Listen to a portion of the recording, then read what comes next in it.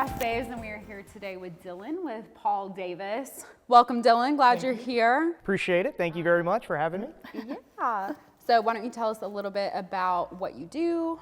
Yeah, so I am the business development and marketing manager for Paul Davis Restoration of Lexington and Central Kentucky. We cover about an hour-and-a-half radius of Lexington, so I tell people everywhere from Mount Sterling down to London, Somerset. We go from Waddy all the way over to Eastern Kentucky.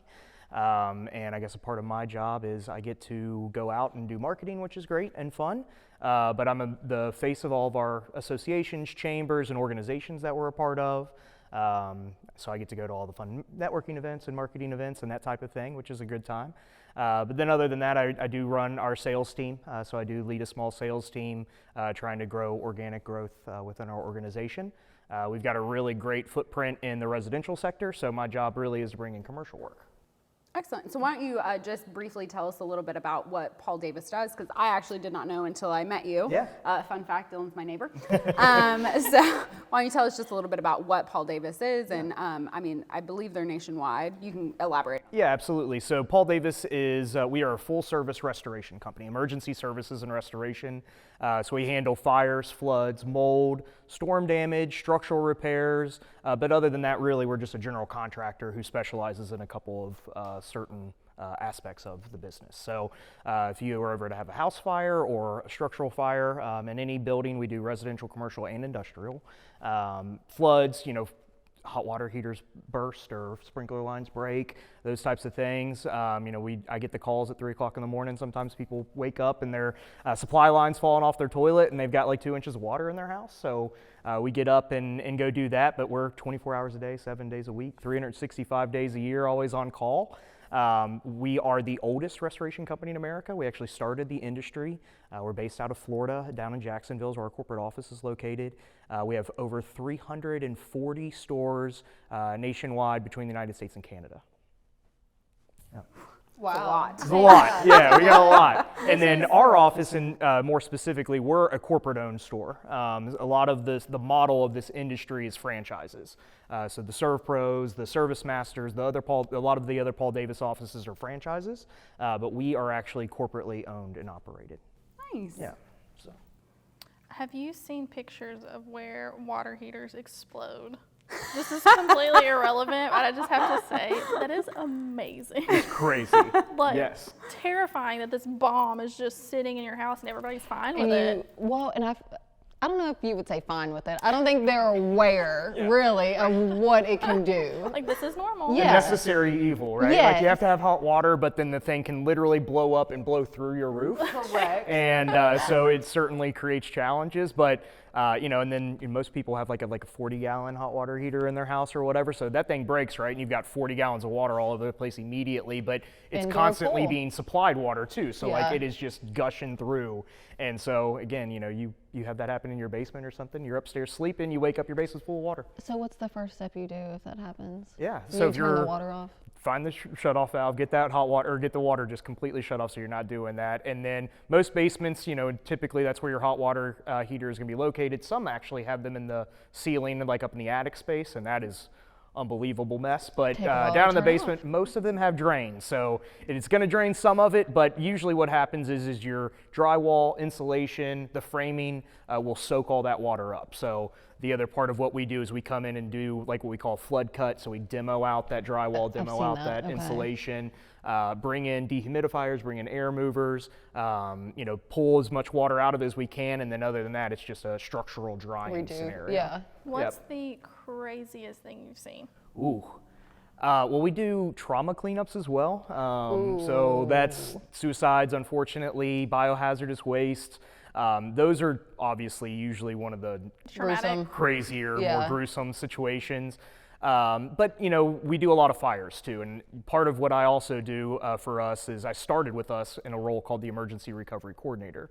So when an actual structure fire is taking place, we have great relationships with most of the fire departments in this area, and they'll call and say, hey, we've got a fire going on, can you come out and provide guidance to the homeowner or the property owner, maybe provide securement needs if they have it or need it, and is that something that you can do? I'm like, absolutely. So that happens anytime, but that's really devastating because, fires, they spread really quickly. They're extremely, they damage things just immediately. If the fire doesn't get to it, the water that the fire department's using to put it out gets to it. If neither one of those things happen, the smoke that is coming off that fire, just creates another whole level of damage as well.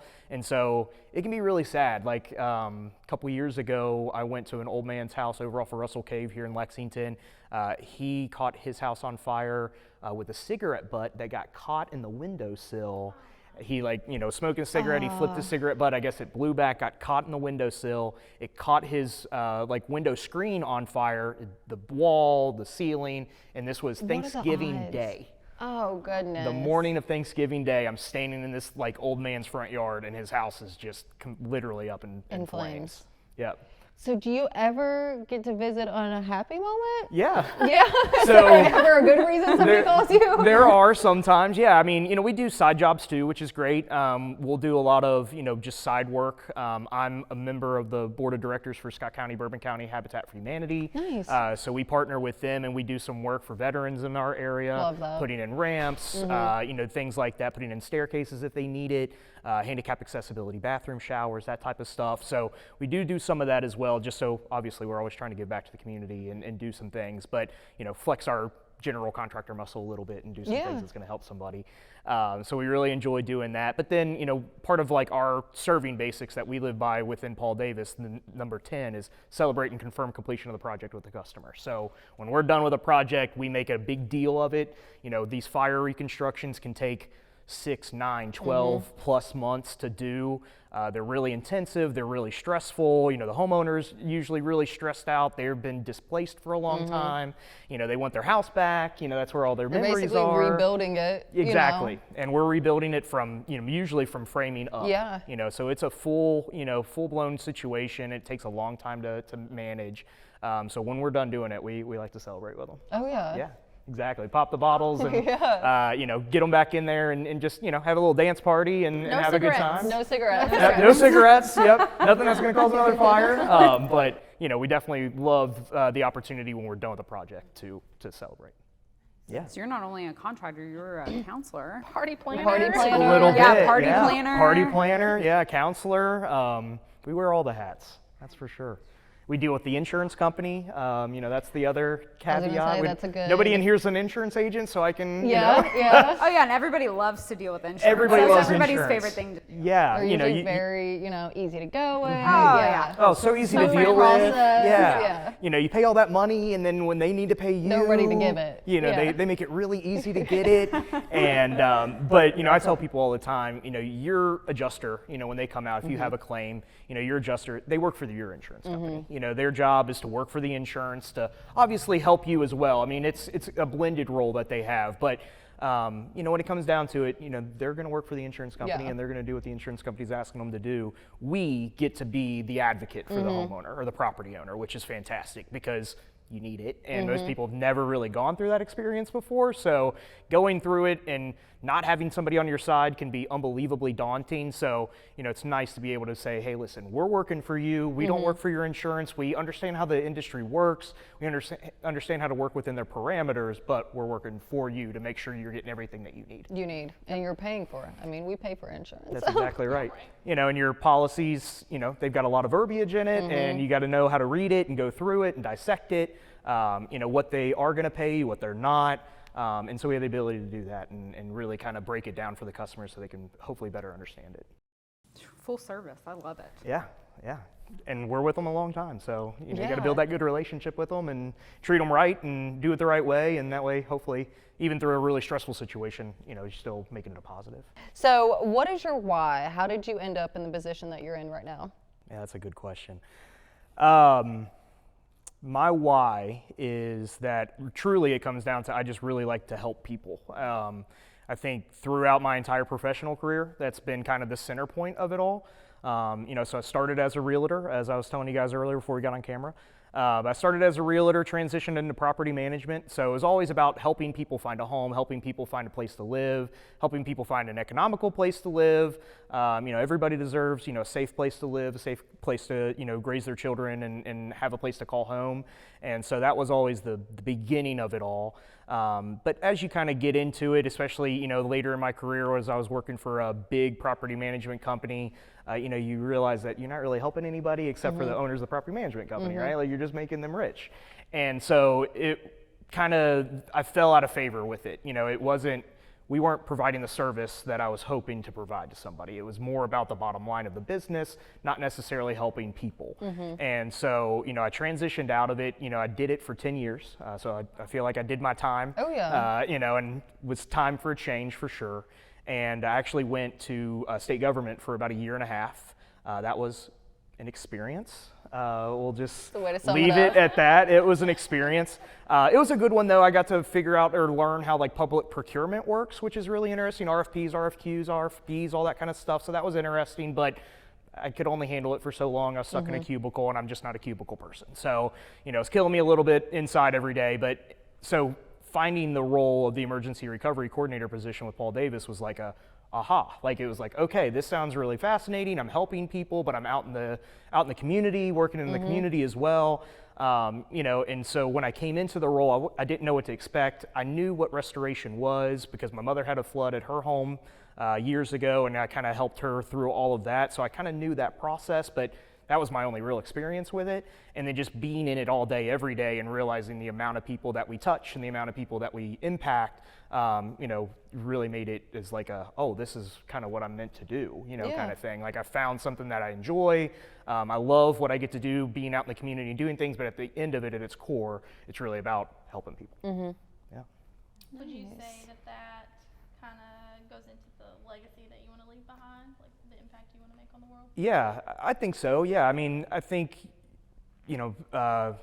when hopefully there's a bunch of people at my funeral and everybody's saying good things about me and in my passing, that, that people will say, Dylan helped people, that he was available, that he guided me through tough situations. He was always there. He answered his phone when I called. But at the end of the day, he was kind and he was helpful. I think that's kind of the legacy that I'd love to leave behind. And you are everywhere. Like I swear, like every chamber meeting, every even down to the referrals groups or networking events, like how in the world do you balance all of this? Well, I appreciate that. Thank you. It's a lot. Don't get me wrong. I mean, I guess I can run through the quick list of the things that we're involved in. So I'm on the board of directors, like I said, for Habitat for Humanity. I'm the chairperson for the associate council within the apartment association. So that's the group that is like the vendors and the associate members, not the apartment members. We're in the Builders Industry Association. We're in the Bluegrass Realtors Association or group, whatever they call themselves now. Scott County Chamber of Commerce, Jessamine County Chamber of Commerce, Richmond Chamber, Berea Chamber, Commerce Lex. Would it be easier to name what you're not? Yeah, maybe. Yeah, maybe. And then we do some volunteering and whatever as well. I mean, again, our organization, we want to give back, so we do a little bit of something every year, and I'm actually in charge of our philanthropic, give back in our office. So I select who we're going to participate with or volunteer with that year. So yes, I do a lot of that. How I do it, honestly, sometimes I don't even know. A lot of coffee and Alani's and yeah, like quick little naps in the car too. Like that happens sometimes. Don't tell my boss that, but like the 15-minute, not like anything crazy, but like sometimes you just got to recharge the battery, right? So, a lot of that. But like yesterday, for example, I had an event in the morning, a ribbon cutting in Jessamine County in the afternoon, a meeting in Scott County later that afternoon, a mold inspection in Berea, and then BIA back in Georgetown. They had a networking event in Georgetown at Country Boy last night. So you just figure it out. But my boss is really great. He allows me flexibility with my schedule. So when I have evenings where I'm going to be out late, I can kind of hang out at home for a little bit earlier or later in the morning or whatever. But I'm an early bird. I usually get up at 5:36. Try to get a workout in the morning so I have a little bit of energy, and then I'm usually returning emails by 8 a.m. And I typically don't put my phone down until about like 9:30 at night. And then like literally at 10 o'clock, my head hits the pillow and I'm out. And then I do it all over again. You're like telling me back my schedule, and I hate you for it. I know, 'cause right? you're like, I don't do that much, but yeah, it's crazy. It's crazy. It is. It's hard But to it's- fit everything in, but it makes it worth it. It does, yeah. And it's about relationships, right? Like, you know, anytime that you're in 100%. sales, you know, I think we're all in sales in some capacity. Anytime you're in sales, it's all about the relationships that you build. And you can't build relationships being behind a computer. You can't build them by, you know, being behind a telephone. You know, you've got to be in front of Present. people. You've got to be present. You know, prepared, present, personal. You know, is another one of our serving basics that we live by at Paul Davis. And you know, you have to be there.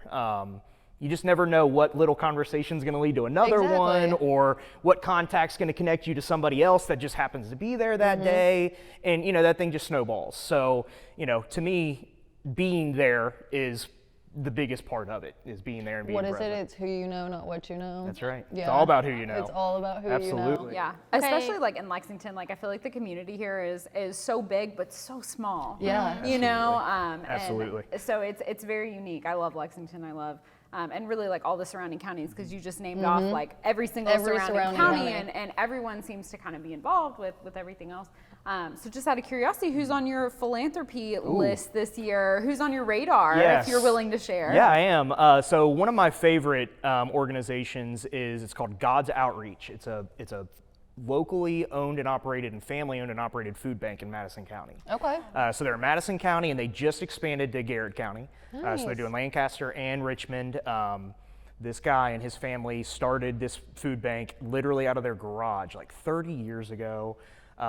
They now have a really full-blown warehouse that they've built out. It's really amazing. They just got a $1 million grant from the state of Kentucky a couple months ago to be able to build a new facility to expand. They're just really great. They've been wonderful to us. You know, they are able to make the donations that you give them like just really stretch out. They've got a really terrific situation with Meyer where it's like a certain period of the year, I forget what it is, like a 2-week period in December, but all of the monetary money that they raise in fundraising or it gets donated to them, they're able to take it to Meyer, and Meyer doubles it. I love And that. so I like, love Meyer yeah. anyway. So you give them 100, they give them back Myers. too, right? And then, you know, through their connections and what they're able to do, they're basically, what they've told me is they're basically able to take $1 donation and stretch it to $7 worth of food for somebody. Wow. So, you know, $100 is $700 worth of food Yeah. to them. And so it's really amazing what they're able to do, and then they're helping people in our local community. It stays local. You know, unfortunately, people from Lexington or wherever can't just go down there and get from them, but you know, they only have so much to ration out and whatever, but they do an unbelievable job of helping Madison County and now Garrett County, and so we love to work with them. And you said it's God's Outreach? God's Outreach. Okay. Yep. So there, We'll have there's to keep God's that in mind. Pantry, Yeah, right? Like everybody yeah. knows God's Pantry, but God's Outreach is Okay. theirs. We'll have to keep them in mind. Yeah. Yeah, I like that. It's a good one. And volunteer with them as well. They build like bags of like all this stuff, right? And so they've got like a little drive-through line basically, and they'll just literally reach in and grab a pre-made bag, which has, you know, a couple cans of this, a couple boxes of that, you know, that kind of thing. And so that's just kind of what they're doing. So in the back, you can just be back there Bagging up. organizing and Yeah. bagging. They do a backpack program for kids before the start of the year. Love that. During COVID, they did an unbelievable job of trying to keep, you know, the kids in the county that have food scarcity issues at home, keeping them fed, you know, keeping them with school supplies, so that way that they could continue to, you know, work on their education while they're stuck at home and doing it on the computer through COVID. They're just a really great organization. Love So, that. Have yeah. you been seeing the new trend going around where people will go and pay off like the full balance of negative school lunches? Really? Have you seen I that? have love seen that. that. Yes, I I love love, that. that. You can go in and like ask for the full balance, Yeah. and you can clear like the whole schools out. I've seen quite a few people like go out and do it. I love that. I would That's love to amazing. do that one day. Yeah. Yeah. I would too. I mean, Yeah. I would love to get to the point where, you know, financially I'm able to do things that. like that. That would be terrific. You know, me personally, this may be a little bit too much information, but I grew up on free and reduced lunches as a Same. child. And, you know, things were difficult. You know, I was raised by a single mother and my grandmother. And, you know, things were tough. And, you know, there for a while, we were definitely on reduced and free school lunches. So, Yeah, you know, I would 100%. love to give back and make it to where, you know, kids who are going through that situation, you know, are able to do it without Able the to. shame that's attached to it And sometimes. I remember like if your lunch was like negative, you got like a piece of bread. and like a slice of cheese. They gotta give you something, like, it right? was Yeah. ridiculous what they That's would so give terrible. you though. I know, and I'm like, come on, I know you're throwing stuff away back there. Right. It's so terrible. Yes. Yes. Yeah, and it was also like this like negative like connotation to it. 'cause Yes, that was the they would same call way. you They out, would literally like- call you out in line, and it was like, okay, Like well, the that brown was a little sack. unnecessary. All right, and you know what? Half the time it's because my brother got to eat before me, and he would get double. And then Take all the mine money got off of your negative. Yes, it wasn't even my fault. Oh, Sense some bitterness there. that's a little bit. It's Little fine. bit, yeah. It's fine. You need to ask to be in the move early on. lunch so that way he got to Right? eat the bread. Yeah. I know. If only we could go back. He said he was a big fan of the Bosco sticks. Do you all remember? Oh, I those? remember. That's Filled what he with would cheese? get. That's Absolutely. what he would I get. Ten out have of no 10. idea what you're talking about. You never had those? No. They're like the big, like, and they're not even good. It's No. like bread with cheese inside. That's like, literally it. all It's it not even is. like deep fried or I remember anything. It's like those, a yeah. like a roll with cheese inside. Like That it's was nothing literally all it even was. special. I was just a yeah. rectangle pizza fan. Oh, Just give me yeah. the rectangle With pizza. corn? With the Pizza and corn. corn. Yeah, exactly. Yeah. The And pizza and the chocolate milk. corn. Chocolate milk, yep. Applesauce sometimes. Applesauce. It's all about balance, Combination. okay, Man. guys? You don't have to hate on my lunch. I know. all right? You got the frozen fruit push-ups. Do you Oh, remember those? those are my Those favorite. were Those are real good. Those were Oh, good. those are real good. Those are my favorite. My high school, they used to make these insane chocolate chip cookies. Like they were this big, and they were Ooh. soft, and they were amazing.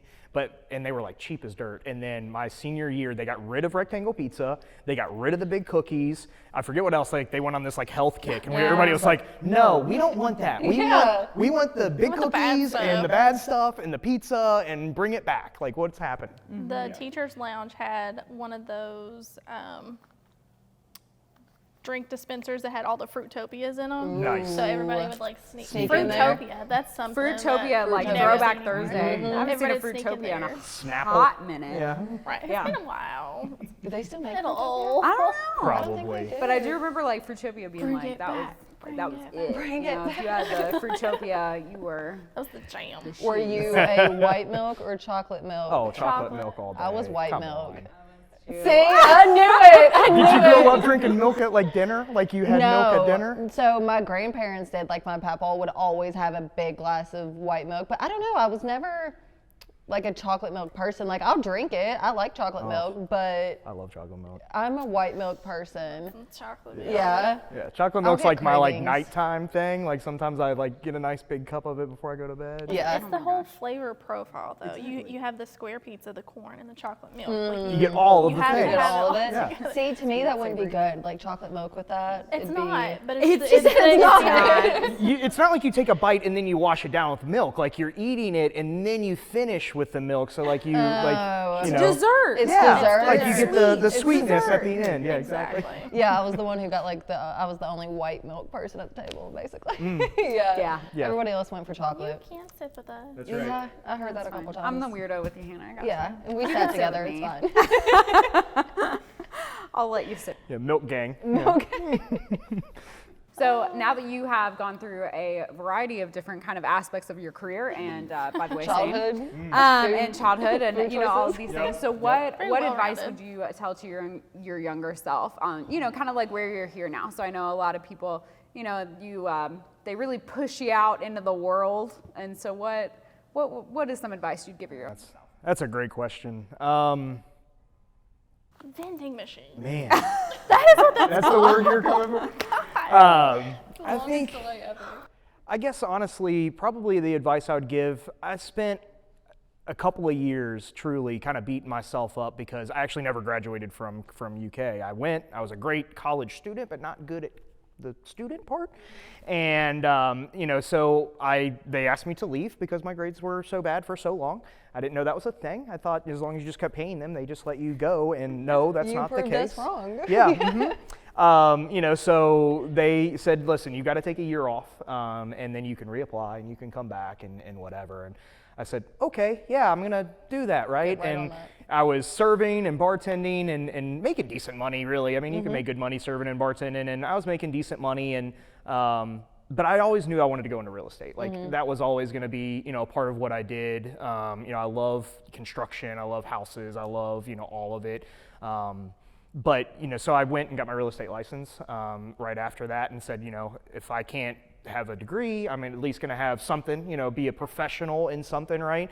And so I went and got my real estate license and started practicing and ran an office and then started a property management company and, really kind of went through all of the waves. But, for years, I kind of beat myself up over the fact that like I didn't finish, college. And that was like something I held over myself and really kind of used it as ammo against myself for years. And so I think if I had advice for myself, knowing what I know now and giving it to me then, it would be that it's okay. You find your path.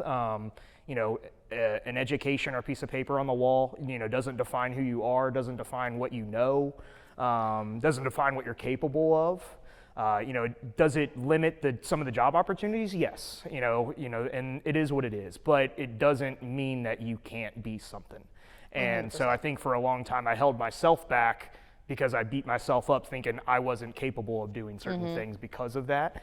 And so I think I would tell myself, like, it's okay, don't do that, right? Like, I would love to know where I'd be now if I would have had the mindset and the attitude about it that I currently have, which is that, who I am as a person and what I'm capable of is a lot more than the education that I have. 100%. Absolutely, and I absolutely love that this conversation has come up not just in this setting, but in all settings. Yeah. I feel like we were just talking about this before we were filming, and there are so many opportunities for people not to go to college. And I'm not saying don't go to college, but it has definitely opened my eyes since graduating and seeing how many opportunities are out there, and I understand the push for college. I get it. We lived in the push for college. We lived in the push for college. Absolutely. You had to go to college to be Yes. successful, and that's especially in our field. Yep. There's plenty of people who have degrees, but there's just as many, if not more, that don't. Yeah, and you know what? Honestly, a lot of them got way further than I am right now.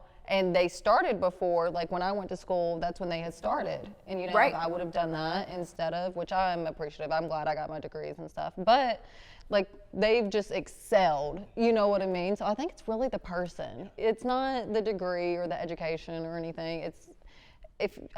That person is gonna make it regardless of what they're in. Well, you I know feel what like I mean? the conversation surrounding getting an education in regards to trades is now coming more to the forefront, and I'm so happy about it. Because I know, we were talking, or I think we were talking earlier about like student loans, and like that's on the forefront of a lot of people's mind. And you as a loan officer, I know that you have seen the detriment almost of the student loans and how that is preventing people from purchasing homes or anything like that. And just a side note, like I'm not saying don't go to college. I'm just saying that it's not, if you choose not to do that, like you're not lesser by any means.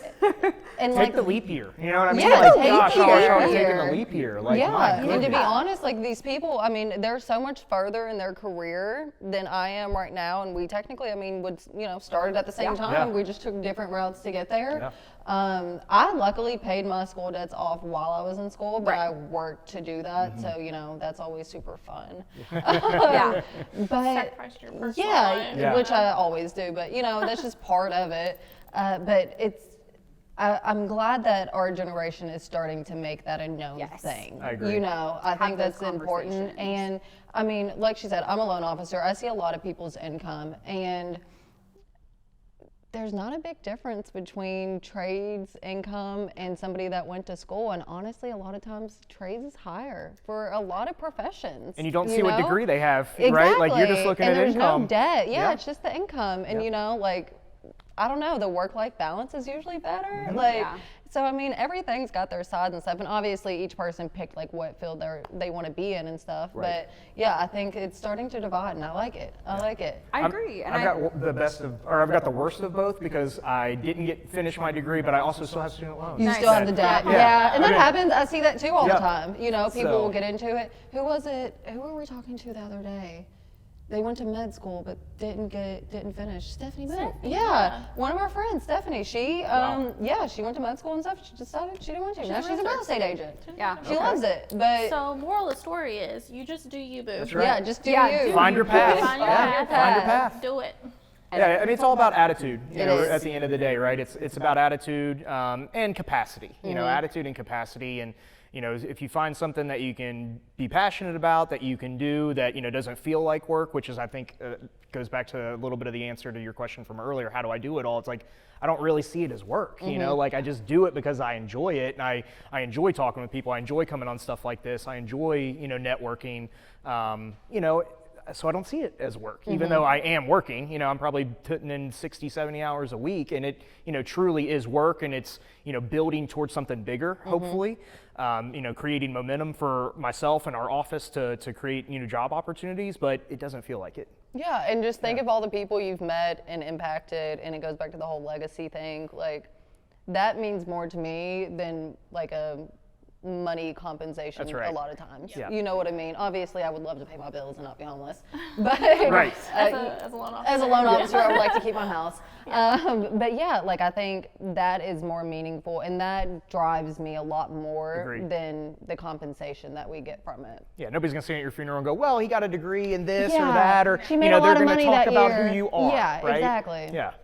They were kind, they were gracious, they were, gracious with their time. They, provided back to me, they provided to their community. Like, those are the things that get said about you, not, you had a master's or you had a PhD or whatever. Like, those things are great, and we need those people in our society in order to make it roll. But it's not for everybody. It doesn't have to be for everybody, and you can find your way to happiness. Oh yeah. Without a degree. So. Yeah.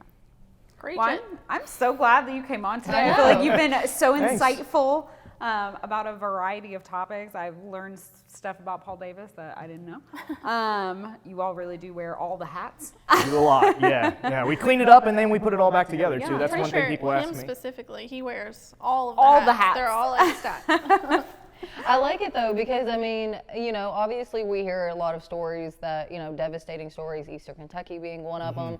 So it's nice to know that not only are you all there to help build it back, but you all are there in other aspects. Oh, So absolutely. it means a lot. I'm sure not only us, but everybody that's involved with you guys. Yeah. So it's Yeah, nice seeing companies do that. We got to go help in Eastern Kentucky for like 6 weeks. We were out there doing some work, and it was unbelievable. Some of the pictures out there were just, it's hard to even to put into words, what we saw and witnessed. And, when big things happen like the hurricane in Florida, our offices from Michigan and Wisconsin and these places that weren't impacted by it, they're loading up semi-trucks and heading that direction. Just to provide as much help as we can. And, unfortunately, places like Fort Myers, there's not really anything left to do. But, in other areas, there are. Yeah. And, not everybody in Fort Myers is a total loss, obviously. So just what we can do and, the best that we can do with what we've got. Yeah. Well, we appreciate you coming on, That's chatting it? with Yeah. us. Yeah, that's it. Man, Not that Take a bad. breather. man. All right. Well, this was fun. Thank you very Yeah, much. I'm glad Really you enjoyed appreciate it. it. Thank you.